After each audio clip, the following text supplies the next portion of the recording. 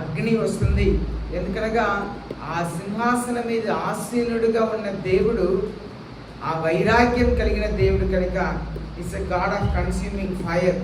ఆయన దహించే అగ్ని అయి ఉన్నారు కనుక ఆయన సింహాసనం కూడా అలాగ ఉన్నదని చెప్పి మనం ధ్యానించాం. మనం చూస్తున్నాము. అలాగే 4 క్రీచర్స్ని గురించి మనం చదివాం. 4 దేవదూతలు, ప్రతి ఒక్కరు ముఖములు కూడా, ఒకరి ముఖం సింహం లాగును, ఇంకా ఒకరి ముఖం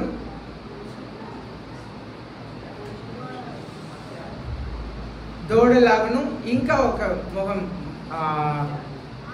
పక్షిరాజు లాగును, ఇంకా ఒకటి మానవులాగును ఉన్నదని మనం చదివాం. ఎందుకు అలాంటి ఒక వాటిని ఇచ్చారని చెప్పి మనం చూసాం. దానికి ఉన్న అర్థంనే పోయిన వారం మన వాక్యంలో మనం ధ్యానించాం. ఇక్కడ మనం ధ్యానించాం, lion is the king of the beast. Lion సింహం అడవి జంతువులకు రాజుగా ఉన్నది. The calf the king of cattle. దూడే డొమెస్టిక్ అనిమల్స్. వీటన్నిటికీ అంటే పెంచుకుంటున్న వాటి అన్నిటిలో అది చాలా ప్రాముఖ్యంగా చూస్తున్నాం. అలాగే eagle the king of birds. పక్షిరాజు ఎగురుతున్న పక్షులన్నిటికీ రాజుగా ఉన్నది. Man is the king of creation. మనుషుడు క్రియేషన్, దేవుడు సృష్టించిన అన్నిటి కూడా రాజుగా ఉన్నాడు. దేవుడు మనుషుల్ని, ఈ లోకంని, సమస్తంని ఏలమని చెప్పి అధికారం ఇచ్చాడు. అదే సమయంలో యేసయ్య ఆయన రాజుగా ఉన్నారు, యూదా గోత్రం సింహముగా ఉన్నారని చెప్పి మనం చదివాం. అలాగనే ఆయన మానవుల కొరకు తను తాను తగ్గించుకున్నారు అని చెప్పి మనం చూసాం. దూడని బలి ఇచ్చేవారు, అది దాని స్వభావం గురించి మనం ధ్యానించాం. అలాగే పక్షిరాజు వలె తను ప్రజల్ని కాపాడే దేవుడు అని చెప్పి మనం చూసాం. అలాగే మానవుడిలా తను తాను తగ్గించుకొని ప్రాణాలను పెట్టారని మనం చూసాం. ఈ వారం మనం ధ్యానించబోతున్న వాక్యంలో ఏంటంటే, మనం ఈ వారం 7వ వచనంని మనం ధ్యానించబోతున్నాం. 7, 8, 9, 10, 11 వచనంని మనం ధ్యానిస్తాం. ఇక్కడ మనం చూస్తున్నాము 8వ వచనం నుండి చూసినట్లయితే ప్రకటన గ్రంథం 4వ అధ్యాయం 8వ వచనం. The 4 living creatures, each one of them having 6 wings. ప్రతి ఒక్క ఈ 4 దేవదూతలు వారు ప్రతి ఒక్కరు కూడా 6 రెక్కలు ఉన్నాయంట. మనం చూసే ప్రతి ఒక్క పక్షులకు 2 రెక్కలే ఉంటుంది, కానీ వాటికి 6 రెక్కలు ఉన్నాయంట. are full of eyes around them, and day and night they did not cease to say, holy, holy, holy is the Lord God, the Almighty, who was and who is to come. ఇక్కడ మనం చూస్తున్నాము 6 రెక్కలు ఉన్నాయంట. 6 రెక్కలతో 2 రెక్కలతో వారి ముఖంని కప్పుకుంటారంట, 2 రెక్కలతో వారి కాళ్ళని, పాదముల్ని కప్పుకుంటారంట, 2 రెక్కలతో వారు ఎగురుతారంట. మనం చూస్తున్నాము ఎస్సీకేల్ గ్రంథం 1వ అధ్యాయం 4వ వచనం నుండి 20వ వచనం వరకు చూస్తున్నాం. అలాగే ఎస్సీకేల్ గ్రంథం 10వ అధ్యాయం 20వ వచనాన్ని మనం చూస్తున్నాం. ఇలాగూ వాటికి 6 రెక్కలు ఉంటాయంట. దీన్ని సెరుబిం అంటారు. అనగా దేవుని సేవ చేసేవాళ్ళు, దేవుని సన్నిధిలో దేవుని ఆజ్ఞ కొరకు వేచి ఉండే ఆ దూతలు వారి ముఖంనే కప్పుకుంటారంట. అంటే దేవుని చూడుటకు మాకెంత మాత్రం కూడా అర్హత లేదు అని చెప్పి తమ ముఖంని 2 రెక్కలతో కప్పుకుంటారంట. వారి కాళ్ళని 2 రెక్కలతో కప్పుకుంటారంట. 2 రెక్కలతో వాళ్ళు ఎగురుతారంట. దానికి అర్థం ఏంటంటే, మన ముఖము, మన పాదము దేవుని ఎదుట కనబడుటకు వీలు లేదు. మీరు లేవి కాండం నేను చదివితే, లేవి కాండంలో యాజకులు వారి ఇంట్లో ఉన్నప్పుడు ఒకలాంటి వస్త్రం వేసుకోవచ్చు. వాళ్ళు దేవుని సేవ చేయటకు వచ్చినప్పుడు దేవుడు ఏర్పరిచిన వస్త్రమును మాత్రమే ధరించుకొని రావాలి. అలాగే దేవుడు యాజకులకు ఆజ్ఞ ఇచ్చారు, వాళ్ళ వస్త్రం అలాగ ఉండాలి. దాంట్లో ఒక ప్రాముఖ్యమైన మాట ఏంటంటే వారు మెట్ల మీద ఎక్కుతున్నప్పుడు వాళ్ళు దిగంబరత్వం కనపడకుండా వారు లోన కూడా వస్త్రముతో తమ శరీరంని కప్పుకోవాలి అని చెప్పి ఆజ్ఞిస్తారు. ఎంత దేవుడు చిన్న విషయంలో కూడా ఎంత ఖచ్చితంగా ఉన్నారంటే దేవుడు చెప్తున్నారు, ఆ యాజకులు మెట్ల మీద ఎక్కుతున్నప్పుడు వాళ్ళ దిగంబరత్వం కనపడకుండా మనం బ్రీఫ్ వేసుకోవాలి. అంత ఖచ్చితంగా ఉన్నారు దేవుడు. దానికే ఈ దేవదూతలు వాళ్ళకి దేవుని ఎదుట నిలబడినప్పుడు వారి ముఖం వారి కాళ్ళని కప్పుకుంటారంట. దేవుని ఎదుట మనం పాదములు కనపడకుండా. యేసయ్య కూడా చెప్తారు కొత్త నిబంధనలో పరిశీలన గురించి చెప్తారు. మత్తయి రాసిన 7వ అధ్యాయంలో వారి చేతిలో దే క్యారీ ద ప్లక్ట్రిస్ బోర్డ్ అంటే ఒక సూట్ కేస్ లాంటిది. దాంట్లో పాత నిబంధన గ్రంథం స్క్రోల్స్ ఉండేవి. దాన్ని పట్టుకొని వీధిలో నడిస్తే అందరు కూడా నమస్కరించేవారంట. వీధిల్లో మీకు వందనాలు చెప్పాలని చెప్పి ఎదురు చూస్తారు. You make your friends long అని ఉంటుంది. అనగా స్త్రీలు చీరలు కట్టుకుంటే అలా ఎలాగో కాలు కనపడకుండా నేల మీద చీర తగలేదట్లుగా అలా చక్కగా కట్టుకుంటారో అంతగా దేవుని యాజకులు వస్త్రమును ధరించాలని చెప్పి లేవి కాండంలో యేసయ్య చెప్తారు. అయితే దేవుని ఎదుట వాళ్ళు అలాగుంటారంట. ఆ కాళ్ళు దేవుని ముందు కనపడకుండా, ముఖం దేవుని ముందు కనపడకుండా కప్పుకొని వాళ్ళు నిలబడతారంట. ఇంకా ఒక మాటని చూస్తున్నాము, వారు దేహం అంతా కూడా కళ్ళతో నిండి ఉంటుందంట. అదే మనం చూస్తున్నాం. They are full of eyes around and within. శరీరం చుట్టూ కళ్ళు ఉంటుందంట. ఇది దీన్ని మెటఫర్ అంటారు. అనగా దానికి అర్థం ఏంటంటే మనకున్న కళ్ళులా వాళ్ళకి ఉండేది కాదు. వారు ప్రతి ఒక్క విషయంలో గ్రహించగలుగుతారు.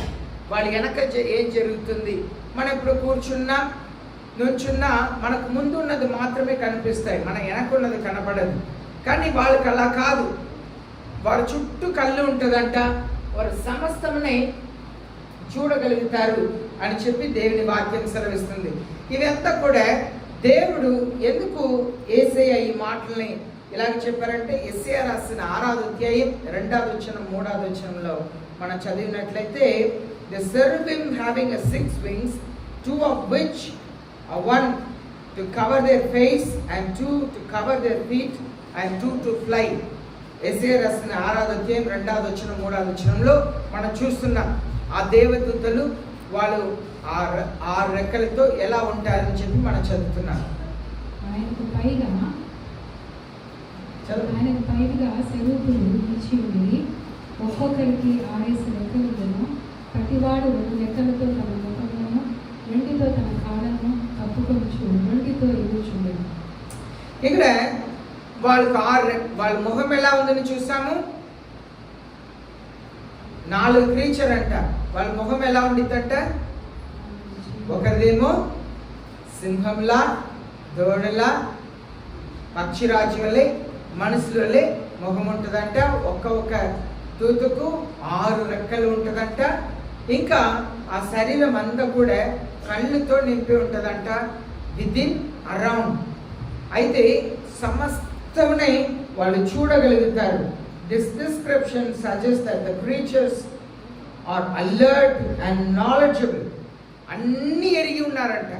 ఆయనకు తెలియకుండా మీ జీవితంలో, నా జీవితంలో ఏమి జరగట్లేదని పదే పదే పదే పదే దేవుడు తెలియపరుస్తున్నారండి. ఈ కళ్ళు, ఈ 4 జీవరాశులు కూడా శరీరం అంతా కళ్ళని కలిగి ఉన్నారంటే అన్నిటినీ ఎరిగి ఉన్నారు. చీకటిలో రహస్యంలో ఉన్న వాటిని మాత్రమే కాదు, సమస్తంని ఎరిగే జ్ఞానంని దేవుడు అనుగ్రహించి ఉన్నారు. That nothing escapes their notice. వాళ్ళకు తెలియకుండా ఏమీ జరగట్ల, సమస్తము దేవుడు ఎరిగి ఉన్నారు. ఇది దేన్ని చూపిస్తుందంటే, ఈ సింబాలిజం దేన్ని చూపిస్తుందంటే రిప్రజెంట్స్ ద విజ్డమ్. దేవునికి ఉన్న జ్ఞానంని చూపిస్తుంది. దేవుడు సమస్తం ఎరిగి ఉన్నారని ముందు మీరు ఎరగాలి. మనం చాలాసారి అనుకుంటున్నాము, నేను ఎలాంటి సమస్యలు వెళుతున్నానో దేవుడికి తెలుసో తెలీదో అన్నట్లుగా అనుకుంటా. దేవుడికి అన్నీ తెలుసండి, దేవునికి అన్నీ తెలుసు. కానీ మానవులుగా మనం దేవుని వెతికి వచ్చి ఆయనకు చెప్పాలి, ఆయనతో పంచుకోవాలి. మీరు వెళుతున్నది, మీకు జరుగుతున్నది అన్నీ దేవుడు ఎరిగి ఉన్నారు.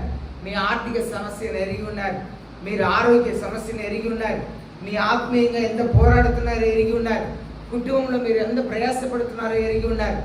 మీ సమస్యలు అంతా దేవుడు ఎరిగి ఉన్నారు. కానీ దేవుని దగ్గర రావాలి, దేవుని దగ్గర వచ్చి మనం మన సమస్యలను ఆయనకు చెప్పుకోవాలి. వాళ్ళు ఏమని చేస్తున్నారంటే, ఎప్పుడు చూసినా చూడండి, night and day not to cease to say, వాళ్ళు రాత్రి పగలు ఆగకుండా చెప్తా ఉన్నారంట. ఏం చెప్తున్నారంట? పరిశుద్ధుడు పరిశుద్ధుడు పరిశుద్ధుడు,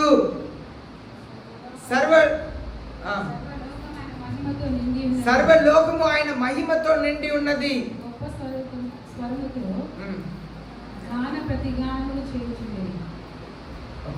తెలుగులో వేరుగా ఉండేది. Holy holy the Lord God, పరిశుద్ధుడు పరిశుద్ధుడు పరిశుద్ధుడు. 3 సారి పరిశుద్ధుడు పరిశుద్ధుడు అని చెప్పడానికి కారణం ఏంటంటే, the Bible refers the Father as holy, Father as the holy. యోహాను సువార్త 17వ అధ్యాయం 11వ వచనం మనం చదువుతున్నాము. తండ్రి పరిశుద్ధుడై ఉన్నారు. యోహాను సువార్త 17వ అధ్యాయం 11వ వచనం. అలాగే to the Son as holy, లూకా రాసిన 1వ అధ్యాయం 35వ వచనం. అలాగే to the Spirit, Holy Spirit as holy, Ephesians chapter 4 verse 30. ముగ్గురు కూడా పరిశుద్ధుడు పరిశుద్ధుడు. కనుక పరిశుద్ధుడు పరిశుద్ధుడు పరిశుద్ధుడు, తండ్రి పరిశుద్ధుడు, కుమారుడు పరిశుద్ధుడు, ఆత్మ పరిశుద్ధుడు అని చెప్పి పరిశుద్ధుడు పరిశుద్ధుడని ఆయన సర్వశక్తి కలిగిన దేవుడు, నిన్న నేడు నిరంతరం ఏకరీతిగా ఉన్నారని చెప్పి సెలవిస్తున్నారంట. ఆయన వర్తమాన భవిష్యత్ కాలంలో ముందు సర్వాధికారియు దేవునగు ప్రభు పరిశుద్ధుడు పరిశుద్ధుడు పరిశుద్ధుడని మానక రాత్రింబగళ్ళు చెప్పుచుండు. రాత్రింబగళ్ళు వాళ్ళకున్న స్వభావాలని ఒకసారి చెప్తున్నాను చూడండి. వాళ్ళ ముఖం అయితే ఒకరి మొహం ఒకేలా ఉండదు, సరేనా? ఇంకా ఒక్కొక్కరికి 6 రెక్కలు ఉంటాయంట. మరలా చూస్తున్నాము, వాళ్ళ చుట్టూ కళ్ళు ఉంటుందంట. వారు రాత్రి పగలు దేవుని స్తుతిస్తూ ఉన్నారంట. దేవుని పిల్లలు మనం నేర్చుకోవాల్సింది, మన దేవుడు మన పుట్టక ముందు ఉన్నారు, మన జీవించే కాలంలో ఉన్నారు, మన చనిపోయిన తర్వాత కూడా ఉంటారు. మనం చాలాసారి మానవులు గ్రహించట్లా దేవుడు ఎక్కడ ఉన్నారు, దేవుని గురించి ఎన్నెన్నో ప్రశ్నిస్తారు. అదే చెప్తున్నారు, నిన్న నేడు నిరంతరం ఉండే దేవుడు. He was and he is to come. ఆయన ఉన్నారు. నువ్వు పుట్టక ముందు ఉన్నారు, నువ్వు పుట్టిన తర్వాత జీవించే కాలం అంతా ఆయన ఉంటున్నారు. మరలా నువ్వు చనిపోయినా కూడా ఆయన ఉంటానే ఉంటారు. కనుక మానవులు ఎవరు కూడా దేవుని రహస్యంని చాలా మందికి తెలియట్లేదు. క్రైస్తవులకు కూడా ఈ రహస్యం తెలియట్లేదు. నువ్వు చనిపోయినా కూడా ఆయన ఉంటానే ఉంటారు. నువ్వు పుట్టావు, నువ్వు జీవించావు, నువ్వు మరణిస్తావు. కానీ దేవునికి ఒక ప్రారంభం లేదు, ఒక ముగింపు లేదు. ఆయన నిరంతరం ఉండే దేవుడు, మన దేవుడు. ఆయన నిరంతరము జీవించే దేవుడు. కనుక జీవితంలో మనం పరిపూర్ణముగా నమ్మవలసింది, ఆ దేవునికి అన్నీ తెలుసు. మనకు ముందే ఉన్న దేవుడు, మనం ఎప్పుడు పుడతామని ఆయనకు తెలుసు. మన బ్రతుకు కాలంలో ఉన్న దేవుడు సమస్తమును ఎరిగి ఉన్నారు. మనం మరణించిన తర్వాత ఉండే దేవుడు, ఆయనకు మన మరణం కూడా తెలుసు. అదే దేవునిలో ఉన్న గొప్పతనం. కనుక ఆ దేవుని పరిశుద్ధుడు పరిశుద్ధుడు పరిశుద్ధుడు అని చెప్పి వారిని స్తుతిస్తున్నారంట, స్తుతిగానం చేస్తున్నారు. దేవుని మనం కూడా అలాగే ఘనపరచాలి. మీరు పరిశుద్ధుడు ప్రభువా, మీరు పరిశుద్ధమైన దేవుడు.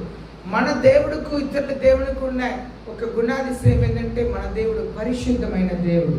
ఆయన పరిశుద్ధమైన దేవుడు. రెండవది ఆల్మైటీ గాడ్, సర్వశక్తి కలిగిన దేవుడు. ఆల్మైటీ గాడ్, ఈ పదం నాకు చాలా ఇష్టం. దీన్ని గ్రీక్ భాషలో హిబూర్ అంటారు. హిబూర్ అంటే మైటీ, శక్తి కలిగిన దేవుడు, స్ట్రెంగ్త్, బలం, పవర్, శక్తి, హీరో,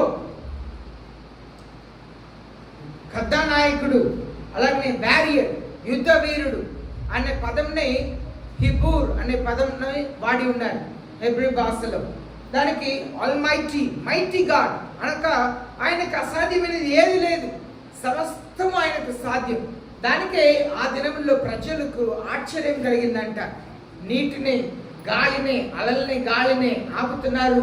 ఆగమంటే నీళ్లు నిర్మలమైపోతుంది. రొట్టెల్ని తీసుకొని 5 రొట్టెలు 2 చేపలను తీసి 10,000 మందికి సరిపోయేట్లుగా చేస్తున్నారు. చనిపోయి 4 రోజులు అయిందంటే బయటకు రా అంటే లేచి వస్తున్నాడు. ఆయన శక్తిని చూసి ప్రజలు ఆశ్చర్యపడిపోయారు. గుడ్డి వాళ్ళు కళ్ళు తెరవబడుతుంది, చెవిటి వాళ్ళు వింటున్నారు, కుంటి వాళ్ళు లేచి నడుస్తున్నారు. ఎన్నో ఎన్నో అద్భుతములు. ఆయన సర్వశక్తి కలిగిన దేవుడు అండి. నీ జీవితంలో, నా జీవితంలో మానవులుగా మనం చాలాసారి దేవుని గొప్పతనంని అనుమానిస్తున్నాము, కానీ నిజంలో ఆయన గొప్ప దేవుడు అండి. మనకు ఎందుకు చాలాసారి మన సమస్యలు పరిష్కరించబడట్లేదంటే మన దేవుని పాదం దగ్గర కూర్చోట్లా. మన దేవుని పాదం దగ్గర కూర్చొని గోచాడాలి.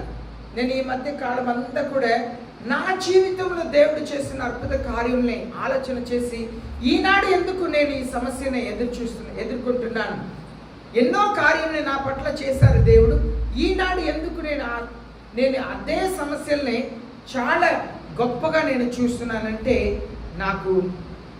నేను లోకమునకు దగ్గర ఉన్నప్పుడు, ఇటువైపు లోకం ఉందండి, ఇటువైపు దేవుడు ఉన్నారు. మీరు లోకమునకు దగ్గర ఉన్నప్పుడు సమస్యలు చాలా పెద్దగా కనిపించింది. మీరు దేవునికి దగ్గర ఉన్నప్పుడు సమస్య చాలా చిన్నగా కనిపించింది. మన సమస్య, నా అప్పు తీరిపోదు, నా రోగం పోదు, నా సమస్య తీరదని మనం అనుకోవటానికి కారణం ఏంటంటే మనం దేవునికి దూరముగా ఉన్నాం. మన దేవుని సన్నిధిలో కూర్చొని ప్రార్థన చేయాలి. యాకోబు జీవితంలో అదే చేశారు. అయ్యా నాకు భయంగా ఉంది, నా అన్నయ్య వచ్చి నన్ను చంపేస్తాడని భయంగా ఉంది. దేవుని సన్నిధిలో ఒంటరిగా కూర్చున్నారంట. తనకున్నదంతా కూడా నదిని దాటి పంపించేస్తారంట. అన్నిటిని పంపించేసి ఒంటరిగా కూర్చున్నాడు. రాత్రి అంతా ప్రార్థన చేశాడు. రాత్రి అంతా తన సమస్యను వేసాక చెప్తున్నారు, అయ్యా నాకు భయంగా ఉంది. దేవుడు ఆయనకు జ్ఞానం ఇచ్చారు. మొదటిగా మనం అధ్యాయంలో మనం చూస్తే, మొదటిగా దేవుడు ఆయన కనబడినప్పుడు దేవుడు జ్ఞానం ఇస్తున్నారు. ఇలా చెయ్యి, ద కౌన్సిల్ ఆఫ్ గాడ్, దేవుని ఆలోచనలు పొందుతున్నారు. దానికి యేసు ప్రభువుని గురించి మనం చదువుతున్నప్పుడు యెషయా ప్రవక్త ఏమని చెప్పారు? ఆలోచనకర్త, బలవంతుడైన దేవుడు, నిత్యుడైన తండ్రి. ఆయన ఆలోచనకర్త. ఆ యాకోబు విషయంలో చూస్తే ఫస్ట్ ఏం చేస్తారంటే, ఆ దేవతతో వచ్చిన తర్వాత ఆయన సమస్య అంతా చెప్తున్నారు. అయ్యా మీరు కదా నన్ను బయలుదేరమన్నారు, మీరు నాకు ఇలా వాగ్దానం ఇచ్చారు కదా, ఇప్పుడు నా అన్న 400 మందితో వస్తున్నారు, నాకు భయంగా ఉంది అన్నప్పుడు దేవుడు ఆలోచన ఇస్తున్నారు. ఏమని ఇస్తున్నారు? ఇలాగూ కొంతమంది పని మనుషులతో నీ ఆస్తిని కొంచెం పంపించు, తర్వాత వాళ్ళని గుంపులుగా పంపించు. ఒకే గుంపుగా అందరినీ పంపించు వద్దు, గుంపుగా పంపించు. అప్పుడు మీ అన్నయ్య వాళ్ళందరినీ తాటుకొని వస్తున్నప్పుడు అంతా వాళ్ళు గైడెన్స్ ఇస్తున్నారు. మీరు ఇలా చెప్పండి, మీ యువర్ సర్వెంట్, మీ సేవకుడు మీ వెనక, యాకోబు మీ సేవకుడు వెనక వస్తున్నారు. ఇవి అంతా కూడా యజమానుడైన ఏసావుకు బహుమానం చెప్పు అంటే దేవుడు ఇచ్చిన సలహా ప్రకారమే ఆయన ముందు ఒక గొర్రెల్ని తీసుకెళ్లేవారు, తర్వాత గాడిదలను తీసుకెళ్లేవారు. అలా గాడ్ టాట్ హిమ్ టు అప్పీస్. దేవుడు ఇప్పుడు చూడండి, మనం ఒక విషయంని మనం నేర్చుకోవాలి. అబ్రహాం దగ్గర ఏమని చెప్పారు? ఈ దేశం అంతా నీకు ఇస్తాను, నీ ఎట్టి నడుస్తున్నావు అంతా నీకు ఇస్తాను, కళ్ళెత్తి చూడు, ఎంత దూరం కనిపిస్తుందో అదంతా నీకే అన్నాడు. అవునా? భార్య చనిపోయినప్పుడు ఏం చేశారు? భార్య చనిపోయినప్పుడు పాత పెట్టడానికి ఏం చేశారు? స్థలంని కొన్నారు. దేవుని అడగవచ్చు కదా, అదేంటి ప్రభువా మీరే కదా చెప్పారు, నడిచే చోటంతా నీదే అన్నారు, చూసే ఎంత చూస్తున్నాను అన్నీ నీదే అన్నారు. ఒక చిన్న చోటనే కొనవలసిన పరిస్థితి ఏంటి? ఇప్పుడు యాకోబు చెప్తున్నాడు, ప్రభు మీరే కదా నన్ను బయలుదేరమన్నారు, మీరే కదా నన్ను ఆశీర్వదిస్తున్నారు, మీరే కదా వాగ్దానం ఇచ్చారు, ఇప్పుడేంటి ప్రభువా? దేవుడు చెప్తున్నారు, నీ ఆస్తిని ఇలా పంపించు. అందరినీ గుమ్ముగా పంపించిన తర్వాత నీ ఆస్తిని చూసుకున్న సేవకులతో మరలా పంపించు. అటు తర్వాత కుటుంబం దేవుడు ఇచ్చిన సలహా. మనం పరిశుద్ధ ఆత్మదేవుడు ఉన్నప్పుడు మాత్రమే మన ఈ సత్యంని గ్రహించగలుగుతాం. మన జీవితంలో అనుకోవచ్చు, మనకు ఇప్పుడు దేవుడు నాకు వాగ్దానం ఇస్తున్నారు, ఈ సంవత్సరం వాగ్దానంలో నేను నీ నోటికి దూరంగా ఉంటాను, నేను ఏంటండి నాకు వినపట్లేదు తెలుగులో. అంటే ఒక షార్ప్ అయిన ఒక మెటీరియల్లా నేను వాడుకుంటాను అన్నాడు. అంటే అంత మాత్రం దేవుడు చెప్పేశారు, ఈ సంవత్సరం నాకు వాగ్దానం ఇచ్చేశారు కనుక నేను వెళ్ళి నిలబెడితే నేను ఏది మాట్లాడినా దేవుడు నన్ను వాడుకుంటాను, నేను వాక్యం సిద్ధపడతా ఉంటే మనం ప్రయాసపడాలి. 4 గంటలకు లేచి ప్రయాసపడ్డాను. 4 గంటలకే లేచి సరిగ్గా 3:50కి లేచాను. ఉదయకాలం లేచి కూర్చొని ప్రార్థన చేసుకొని వాక్యం సిద్ధపడి సరికి 6:10 అయింది. చూస్తే 2 పేజీలు అయింది కదా. కానీ దేవుని సన్నిధిలో కూర్చోవాలి. దేవుని సన్నిధిలో కూర్చొని దీనికి అర్థం ఏంటి ప్రభువా నాకు తెలియపరచండి, నేను మీ వాక్యంని బోధించడానికి నిలబడాలంటే నాకు తెలియపరచండి. నేను దేవుని వాక్యం చదువుతున్నప్పుడు యాకోబు అలా భయపడి ఉన్నారు. ఎంత భయంకరమైన భయం అంటే అక్కడ 2 పదాలు రాయబడి ఉంది. He was fearful and distressed. భయం వచ్చిందంట. డిస్ట్రెస్ అంటే చాలా వ్యాధుల పడ్డారంట. మనం యేసయ్య గురించి అదే చదువుతున్నాం. సిలువ ఎక్కే ముందు గెత్సెమనే తోటంలో జీసస్ వాస్ డిస్ట్రెస్డ్. ఆయన చాలా బాధ కలిగి ఉన్నారంట.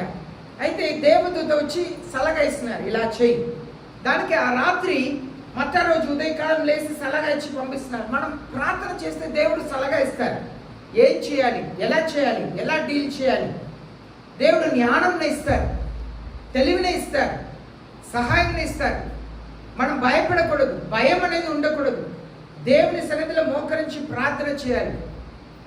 దేవుడు ఆశ్చర్య కార్యములు చేస్తారు, అద్భుత కార్యములు చేసే దేవుడు కనుక ఆయన గొప్ప దేవుడు అండి.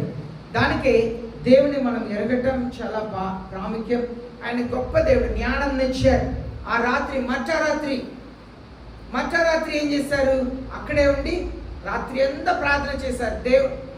మొదటి రాత్రి దేవుడు సలహా ఇచ్చిన తర్వాత చెప్పిన ప్రకారం పంపించి మధ్యరోజు రాత్రి అంతా ప్రార్థన చేశారు. ప్రార్థన చేసి దేవుడు అడుగుతున్నారు, నన్ను దీవించి ప్రభువా అంటే దేవుడు అడుగుతున్నారు, నీ పేరేంటి అని అడుగుతున్నారు. ఏమని చెప్పాడు? నా పేరు యాకోబు ప్రభువా, నేను మోసగారిని ప్రభువా అన్నాడు. దేవుడు చెప్పారు, ఈ రోజు నుండి నీ పేరు ఇశ్రాయేలుగా మారుస్తున్నాను, నువ్వు ఆశీర్వాదకరంగా ఉంటావు. మన జీవితంలో దేవుని సన్నిధిలో సమయం గడుపుతప్పుడు మాత్రమే మనం దేవుని గొప్ప అద్భుత కార్యాలను చూస్తాము, మనం నేర్చుకోవాలి. తర్వాత మనం చూస్తున్నాము who was and who is and who is to come. అనగా ఈస్ ఇటర్నల్ గాడ్.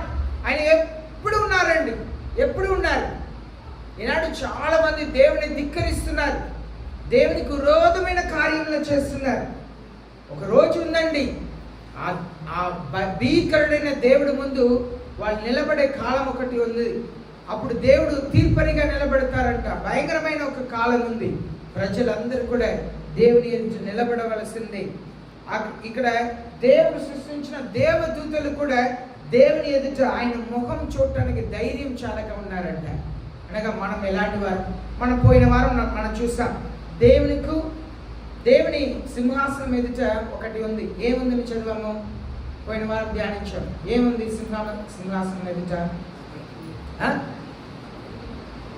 ఏముంది?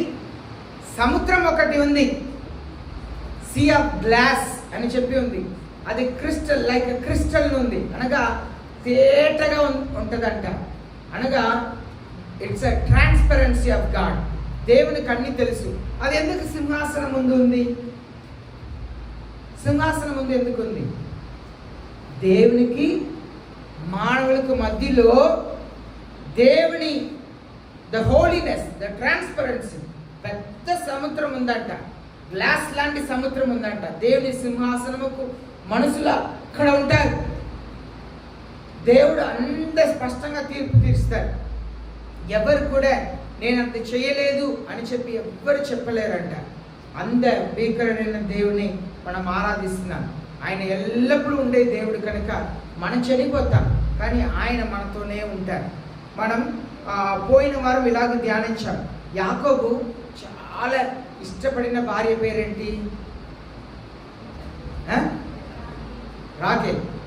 రాకేలు వాళ్ళు నాన్నగారి ఇంటి నుండి బయలుదేరి వచ్చినప్పుడు ఏం చేసింది? విగ్రహాలని దొంగతనం చేసుకొని వచ్చింది.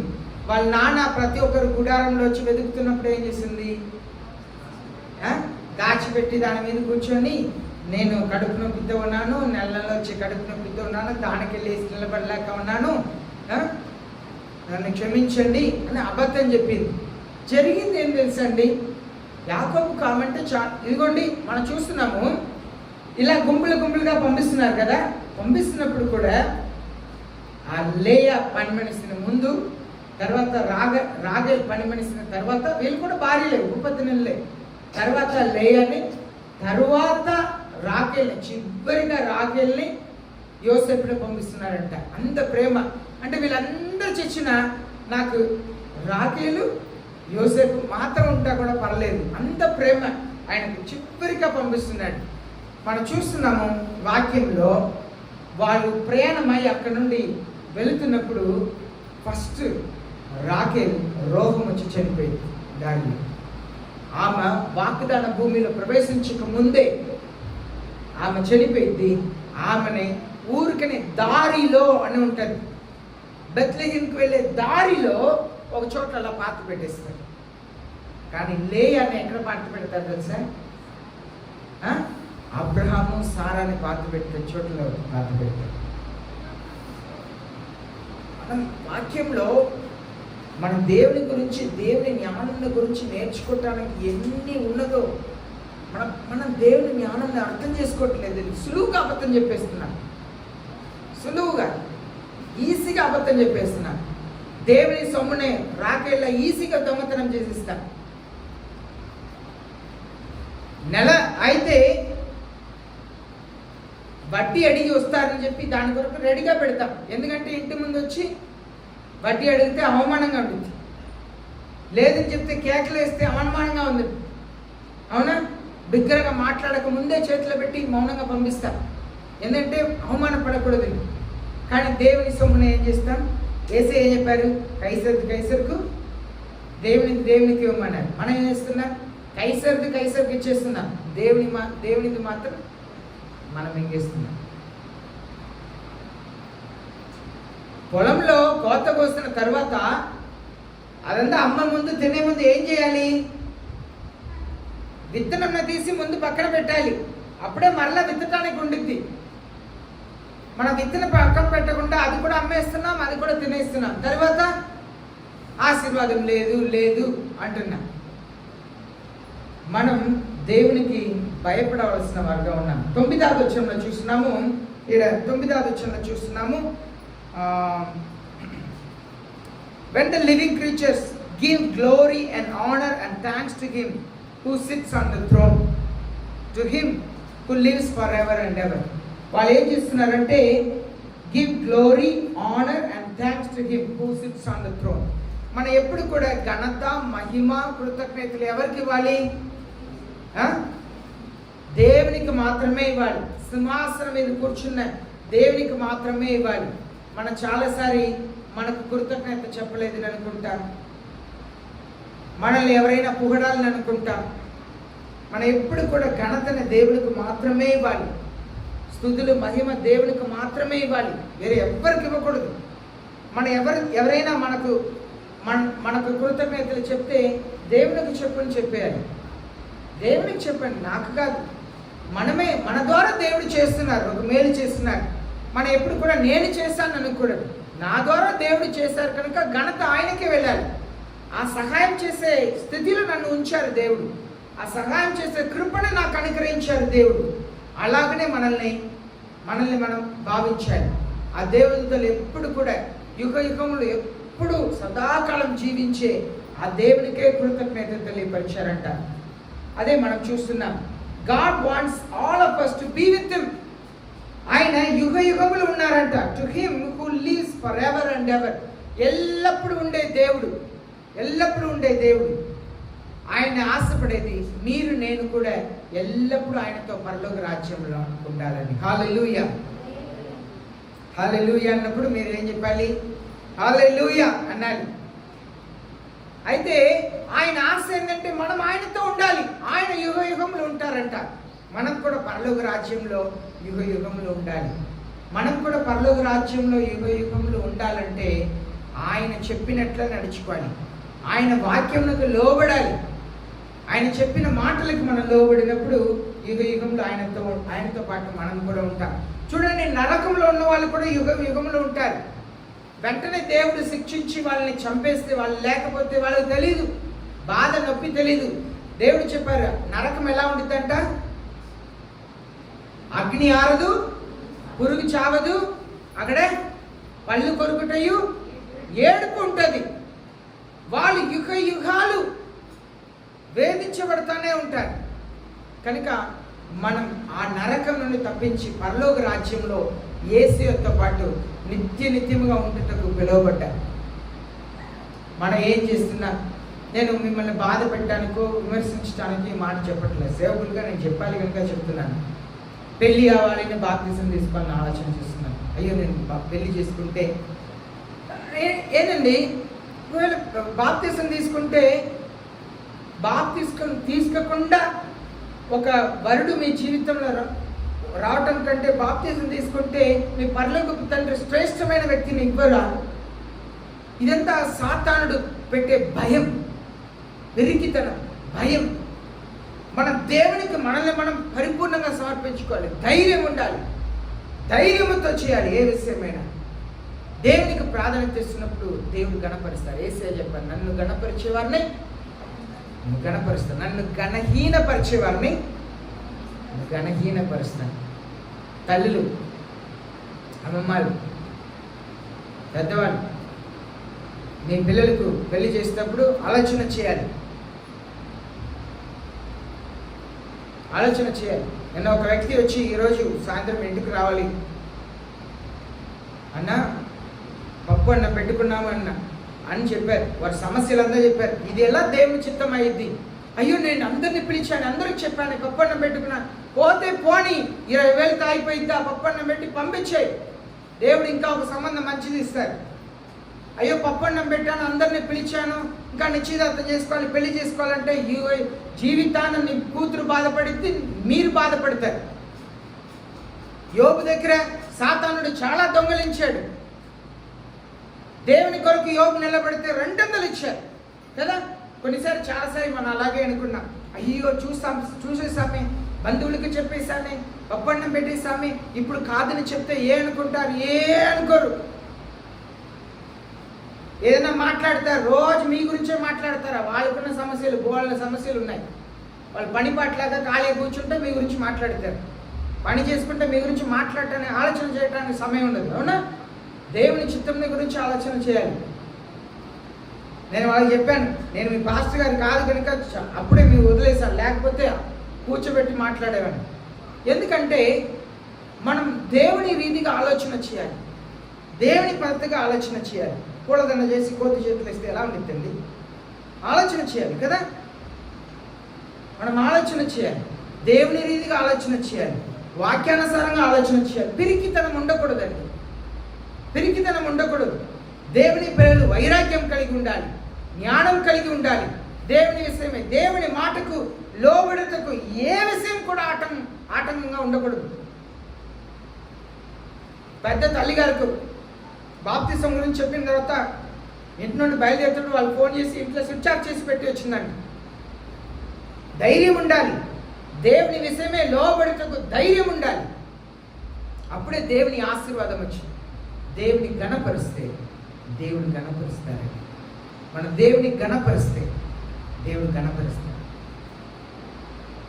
దేవుని నామమును బట్టి సిగ్గుపడకూడదు, ధైర్యమైన వారుగా ఉండాలి. దేవుడు అద్భుత కార్యం చేస్తారు. 10వ వచనం 24 పెద్దల్ని గురించి ఇక్కడ చదువుతున్నాం. ఆ సింహాసనం చుట్టూ 24 పెద్దలు ఉన్నారంట. వాళ్ళ తల మీద కిరీటం ఉన్నదంట. వాళ్ళు తెల్లని వస్త్రం ధరించుకొని ఉన్నారంట. ఆ 24 పెద్దలు ఎవరు తెలుసా? ఆ 24 పెద్దలు ఎవరు తెలుసా? నాకు తెలియదు. నేను కూడా పర్లోకం వెళ్ళిన తర్వాతనే తెలుసుకుంటాను కనుక ఎవరు నేను చెప్పను, ఎందుకంటే నాకు తెలియదు. బైబిల్లో 24 పెద్దలు ఎవరని చెప్పి ఎక్కడ కూడా రాయబడలేదు. కానీ 24 పెద్దలు మాత్రం దేవదూతలు కాదు, మానవులే. కానీ ఎవరెవరకు అధికారం ఇచ్చారని దేవుడికే తెలుసు. ఒకసారి యోహాను తన సహోదరుడు యోహాను తల్లి వచ్చి యేసయ్యని ఏమని అడిగారు? అయ్యా, నాకు ఒక మనవి ఉంది, అది మీరు నాకు చేయాలి అన్నారు. ఏంటమ్మా చెప్పమ్మా అంటే, ఏం లేదండి, మీరు సింహాసనంలో కూర్చున్నప్పుడు మీ కుడి వైపు నా పెద్ద కొడుకు, మీ ఎడవైపు నా చిన్న కొడుకు కూర్చోవాలంటే యేసయ్య ఏమని చెప్పారు? ఏం చెప్పారు యేసయ్య? అది నా తండ్రి చేతిలో ఉంది. నా తండ్రి ఎవరి కొరకు తనని నియమించారో వాళ్ళే ఉంటారు. కనుక యేసయ్య చెప్పిన ప్రకారం ఆలోచన చేస్తే సింహాసనం చుట్టూ ఉన్నవాళ్ళు మనుషులే, వారు దేవదూతలు కాదు. కానీ ఎవరు అని చెప్పి మనకు తెలియదు. కానీ ఉంటారని మాత్రం దేవుని వాక్యం స్పష్టంగా తెలియపరుస్తుంది. మనం చూస్తున్నాము ప్రకటన గ్రంథం 5వ అధ్యాయం 8వ వచనం నుండి 10వ వచనం వరకు ఈ 24 పెద్దలు వాళ్ళ చేతిలో ఒక గోల్డెన్ బౌల్, ఒక బంగార పాత్రని చేతిలో పట్టుకొని, అది ఏంటంటే ఇన్సెన్స్, దాంట్లో నుండి పొగ వస్తుందంట. అది నీతిమంతులు, సెయింట్స్ అంటే పరిశుద్ధులు ప్రార్థన అక్కడ వస్తుందంట. వారందరూ కూడా మన పక్షంగా ప్రార్థన చేసే నీతిమంతులను చూస్తున్నాం. వారి చేతిలో ఒక బౌల్ ఉందంట. నీతిమంతులు ప్రార్థన అంతా కూడా పొగళ్ళ పైకి వేస్తుందంట, లేస్తుందంట. వాళ్ళు పాట పాడుతున్నారంట, మీరే అరుగుడు శక్తికి, to receive power, wealth, wisdom, strength, honour, glory, praise. అనగా శక్తిని, ఆస్తిని, జ్ఞానముని, బలముని, ఘనతకు, మహిమకు, స్తుతికి, ప్రభావమునకు అరుగుడు మీరే అని చెప్పి వాళ్ళ చేతిలో 24 పెద్దల చేతిలో బంగార పాత్రం ఉందంట. దాంట్లో నుండి పొగ వస్తుందంట. అది పరిశుద్ధుల యొక్క ప్రార్థన అంట. కనుక అది ఏం చెప్తుందంటే, ఈ 24 పెద్దలు కూర్చొని మీ పక్షంలో మన పక్షంలో మాట్లాడుతూ ఉన్నారు. దేవుని సింహాసనం ఉంది. ఆ సింహాసనం చుట్టూ 4 క్రీచర్ ఉంది. దాని చుట్టూ 24 పెద్దలు సింహాసనం చుట్టూ ఉన్నారు. వాళ్ళు నీతిమంతులు ప్రార్థనని చూడండి, ఇక్కడ కనిపిస్తుంది కదా. ఆ సింహాసనం చుట్టూ 4 క్రీచర్స్ ఉన్నాయి. మనం చూసాం కదా. ఆపించారు ఇంకా అది 4 క్రీచర్స్ ఉన్నాయి. మనం చూసాం కదా. సింహంలా డిఫరెంట్ మొగముతో మనం చూస్తున్నాం కదా. తర్వాత వాళ్ళ చుట్టూ 24 పెద్దలు ఉన్నారంట. వాళ్ళ చేతిలో ఉన్నది పరిశుద్ధుల ప్రార్థనని దేవుని ఎదుట జ్ఞాపకం చేస్తున్నారు మనం చూస్తున్నాం. అయితే వీళ్ళు ఏం చేస్తున్నారంటే 10వ వచనంలో, they will cast their crowns before the throne. వాళ్ళు దేవుని సింహాసనం ఎదుట వాళ్ళు కిరీటం ఉంచుతున్నారని చూడండి. 24 పెద్దలు వాళ్ళ సింహాసనం నుండి దిగి మోకాళ్ళ మీద ఉండి వారు కిరీటంని సింహాసనం మీద ఉండి సాష్టాంగపడి, అయ్యా ఈ కిరీటం మా తల మీద ఉండటకు మేము అర్హులం కాదు, ఈ కిరీటం మీ కాళ్ళ దగ్గర ఉండటానికే, మా తల మీద కాదు ప్రభువా, మీ కాళ్ళకే సమానం ఈ కిరీటం. తగ్గించుకుంటున్నారంట. మనుషులై వీళ్ళందరూ కూడా దేవదూతలు కాదు. వీళ్ళెవరిని మనకు తెలియదు, కానీ బైబిల్ ఎక్కడ కూడా రాయబడలేదు కనుక మనకెవరిని తెలియదు. కానీ మన పక్షంగా ప్రార్థన చేసేవారు ఉన్నారు. ఎందుకంటే ఇప్పుడు ధనవంతుడు లాజరు గురించి యేసయ్య చెప్పారు. ధనవంతుడు చనిపోయిన తర్వాత ఎక్కడ వెళ్ళారు? నరకానికి వెళ్ళారు. లాజరు చనిపోయినప్పుడు ఎక్కడ వెళ్ళాడు? అబ్రహాం దగ్గర వెళ్ళారు. ఈయన అబ్రహాంను పిలిచి, తండ్రి నాకు ఒక చుక్క నీళ్ళు కావాలి అని అడుగుతున్నాడు. మండుతుంది, నేను ఉండలేకపోతున్నా, ఒక్క చుక్క నీళ్ళు కావాలని అడుగుతున్నాడు. అప్పుడు అబ్రహాం ఏమని చెప్పారు? పెద్ద అగాధం ఉంది, ఎవరు రాలేరు. తర్వాత ధనవంతుడు ఏం చెప్పాడు? అయ్యా, నాకు 5 సహోదరులు ఉన్నారు, వాళ్ళకి రాకూడదు, ఆ లాజర్ని పంపిస్తే వాళ్ళు నమ్ముతారు. ఎందుకంటే పాస్టర్ గారు చెప్పినప్పుడు నేను కూడా నమ్మలా. చనిపోయిన వాడు లేచి వెళ్ళి చెప్తే నమ్ముతారు, ఆయన పంపించండి అన్నారు. అప్పుడు దానికి ముందు ఆ ధనవంతుడు తప్పికతో ఉన్నా అని చెప్పినప్పుడు అబ్రహాం చెప్తున్నారు, నువ్వు లోకంలో అన్ని పొందుకున్నావు, కానీ ఇప్పుడు ఈ లాజరు ఆదరించబడుతున్నారు అంటున్నారు. సరే, నేను ఒక మాటని అడుగుతున్నాను, వింటున్నారా అండి? భాగ్యం వినటానికే కదా వచ్చారు, వింటున్నారా? దేవుని సన్నిధి దానికే కదా వచ్చాం. దేవుని మాటను విని మనం ఇంకా దేవునికి సన్నిహితంగా రావాలి, నా జీవితంలో ఏం మార్చుకోవాలో అది మార్చుకోవాలి, దానికే కదా మనం వచ్చాం. అయితే అబ్రహాం చెప్తున్నారు, నువ్వు లోకంలో అన్ని అనుభవించావు, లాజరు కష్టపడ్డాడు కనుక ఇప్పుడు ఆదరించబడుతున్నాడు అని చెప్తున్నారు. సరే, మీకు ఒక ప్రశ్న ఇస్తున్నాను, మీరందరూ తెలివైన వారే నాకు తెలుసు. ఇప్పుడు బైబిల్ క్లాస్కి వచ్చేవారు మీరు ఏం చెప్పొద్దు, కానీ మిగిలిన వారు చెప్పండి. ఇప్పుడు అబ్రహాం ఆ మాటని ఎలా చెప్పారు? ఈ లోకంలో అన్ని అనుభవించావు, ఇప్పుడు కష్టపడుతున్నావు, లాజరు చాలా బాధపడ్డాడు, ఆదరించబడుతున్నారు మాటని అబ్రహాం ఎలా చెప్పగలిగారు?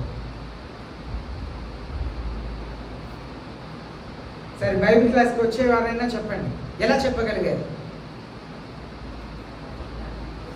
ఏనండి? 24 పెద్దల్లో ఎవరు ఉండాలని మనకు తెలియదు, కానీ అబ్రహాం చెప్తున్నారంట. ఇది యేసయ్య చెప్తున్నారు ఈ మాటని, సరేనా? 24 పెద్దలు ఉన్నారంట, వాళ్ళ మనసులే యేసయ్య చెప్తున్నారు, అబ్రహాం దగ్గర కూర్చోబెట్టారు. యేసయ్య ఈ మాటని చెప్తున్నారు. అనగా అబ్రహాం అక్కడ నుండి ఏం చేస్తున్నారండి? ఏం చేస్తున్నారు? చూస్తున్నారు, అన్ని చూస్తున్నారు. మనం చేసే మంచి కార్యములు, చెడ్డ కార్యములు, మనం మాట్లాడే మంచి విషయాలు, చెడ్డ విషయాలు అన్ని చూస్తున్నారు, వింటున్నారు. దానికి అబ్రహాం చెప్తున్నారు, యేసయ్య చెప్తున్నారు ఈ మాటని. అబ్రహాం చెప్తున్నారంట, నువ్వు అన్ని అనుభవించావు కదా, లోకంలో కష్టపడుతున్నావు, లాజరు బాధపడ్డాడు కదా, ఆదరించబడుతున్నాడు. ఎలా? అబ్రహాం ఎప్పుడో చనిపోయారు కదా, ఎన్నో సంవత్సరాల క్రితం చనిపోయారు కదా, ఇలా చెప్పగలుగుతున్నాడు.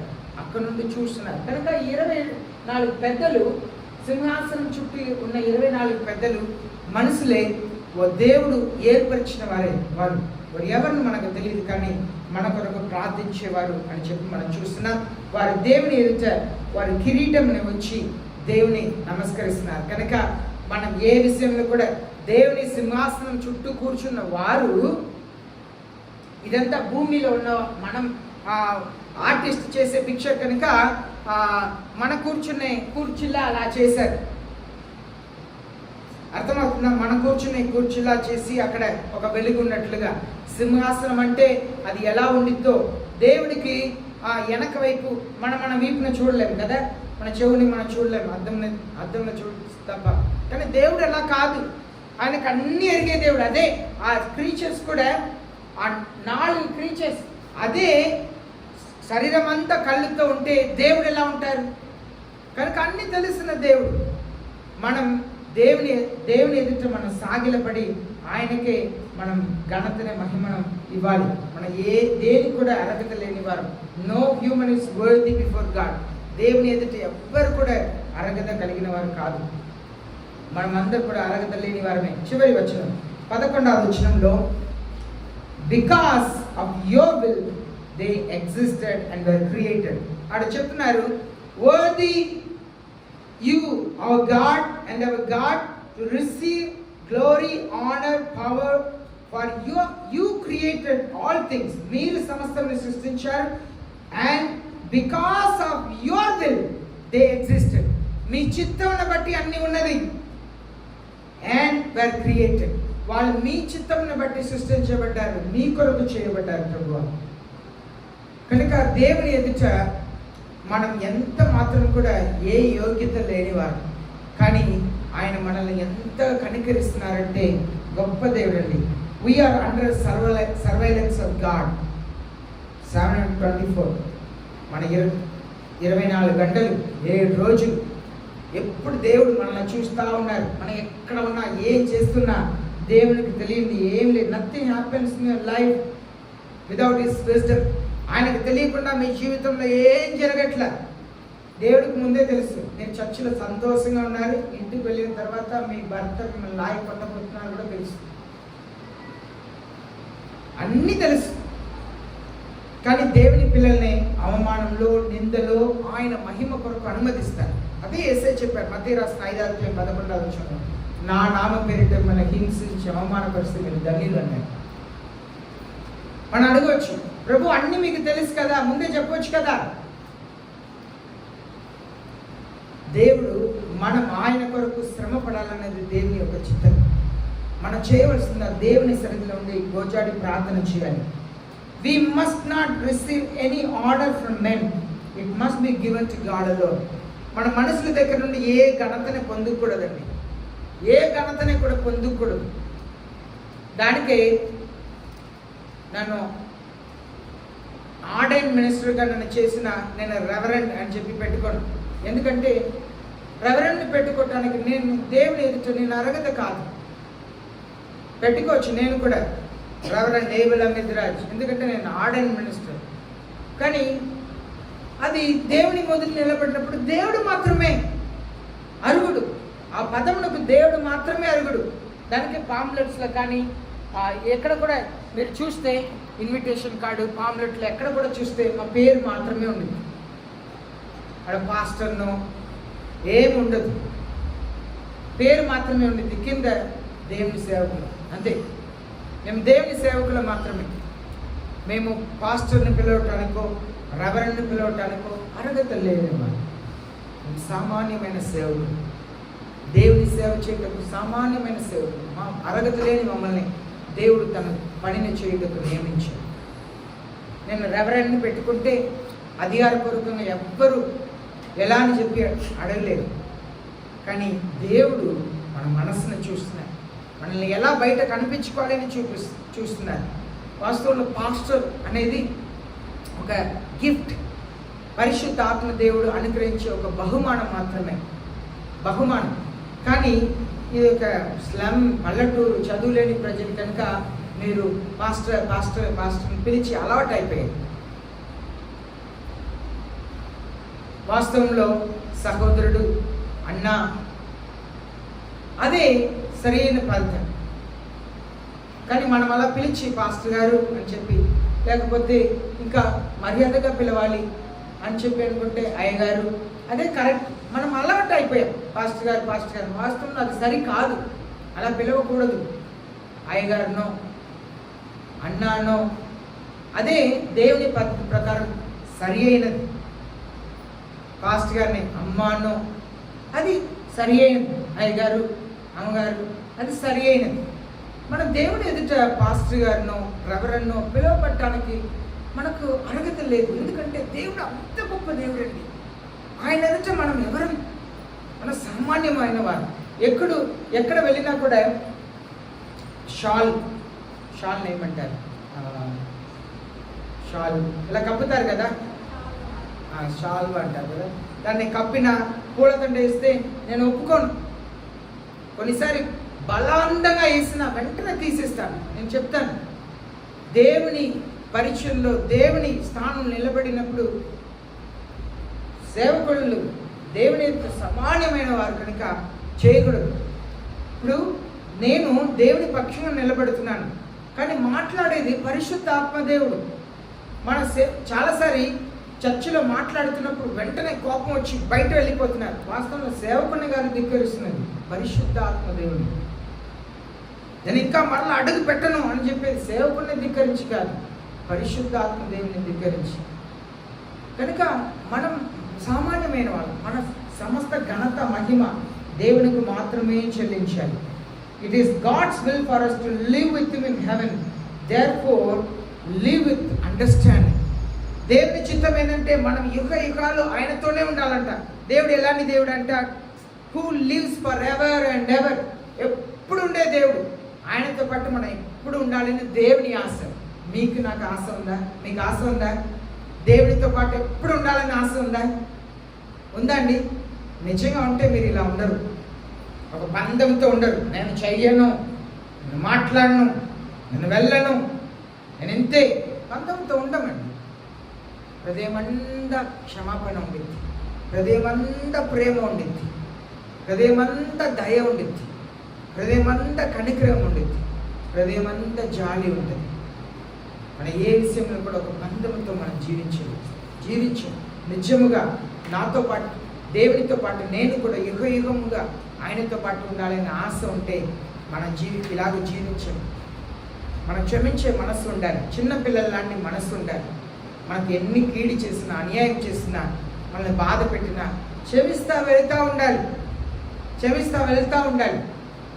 అదే దేవుని యొక్క గొప్ప గుణం, దేవుడిచ్చే బహుమానం. మనం సులువుగా క్షమించి వాళ్ళని గాయపరిచే వారితో మాట్లాడుతున్నామంటే దేవుడు మనతో ఉన్నారని అర్థం. చిన్నపిల్లలు అలాగే ఉంటారు కదా.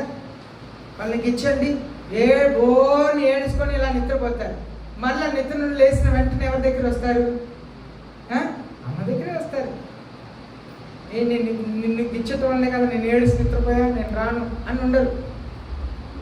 కానీ మనమే, నువ్వు ఆ మాట చెప్పావు కనుక నేను మళ్ళీ రాను, ఇంట్లో అడుగు పెట్టను, చర్చలు అడుగు పెట్టను, నీతో మాట్లాడను, రకరకాలుగా ఉంటున్నా. చిన్నపిల్లల కాదు. మనకు అలాంటి మనస్సు ఉండాలి. అలా ఉన్నప్పుడే మనం దేవునితో మనం ఉండగలుగుతాం. మనం చదివాం కదా 4వ అధ్యాయం మొదటిలో, పరలోకంలో తెరవబడిన తలుపు ఉన్నదంట. అది ఎవరికి దేవుడు తెరిచారంటే, ఎవరు దేవుని కొరకు వాళ్ళు హృదయ తలుపును తెరిచారో వారికే పరలోకంలో తలుపు తెరవబడి ఉంటుంది. అందరూ మోకరిస్తాం, ప్రార్థన చేస్తాం. ప్రియమైన దేవుని జనమా, మన దేవునికి ఘనతనివ్వాలి. సమస్త ఘనత మహిమ దేవునికే చెల్లాలి. కనుక దేవుని సన్నిధిలో మనం మీరు సమర్పించుకోండి. దేవునికి ఘనతనివ్వండి, దేవునికి భయపడండి. యేసయ్య మనల్ని ఆశీర్వదిస్తారు. ప్రార్థన చేసుకోండి. వ్యక్తిగతంగా అందరూ ప్రార్థన చేసుకోండి. పిల్లలు, పెద్దలు అందరూ కూడా మనం దేవుని సన్నిధిలో ఉండాలి. దేవునితో పాటు యుగంలో ఉండాలండి. దేవునితో పాటు యుగంలో ఉండాలి. అంత గొప్ప దేవుడు.